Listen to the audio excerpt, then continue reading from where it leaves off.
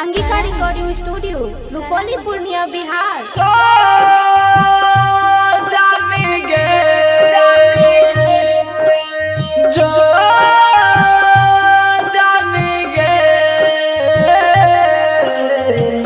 प्यार में गई हमार जान है गए अगिया लग गई है समसान।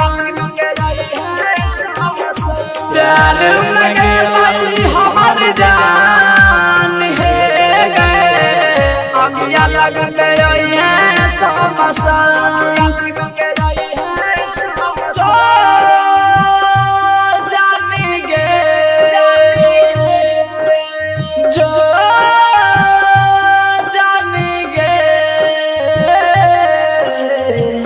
प्यार में गई हमार जान है गए अगिया लग गई है समसान। प्यार में गई हमार जान है गए अगिया लग गई है समसान। क्या दर्द है तेरी आवाज में छोरे। Angika recording studio Rupauli Purnia Bihar. छोरी के ससुराल चल जाए भीगे याद कबो नहीं कर भीगे जो जान है गे।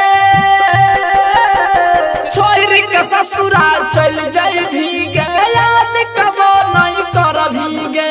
सैया के बहिना में जाय के दीवाना का प्यार भूलई भीगे। दिल तोड़ देला मुँह मोर लेला बिचरहिया में जान छोड़ देला। जो जान गे जो जान गे प्यार में गई हमार जान है गए अगिया लग गई है समसान। प्यार में गई हमार जान है गए अगिया लग गई है समसान। कहते हैं जब ये दिल टूटता है तो आवाज नहीं होती, अंगिका लेकिन जब रिकॉर्डिंग ये टूटता स्टूडियो है रुपौली पूर्णिया बिहार। कयामत आ जाती है, तूफान आ जाता है। स्वर्ग सनक जिंदगी के हमारा तू ही नरक बनलही गे। जो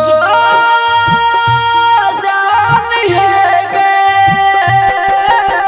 स्वर्ग सनक जिंदगी के हमारा तू ही नरक बनलही गे। अरविंद धर शाहिद के छौरी जियते जी मार देलही गे। दिल टूट गेलै सब लूट गेलै सजावल सपना छूट गेलै। जो जान गे जो जान गे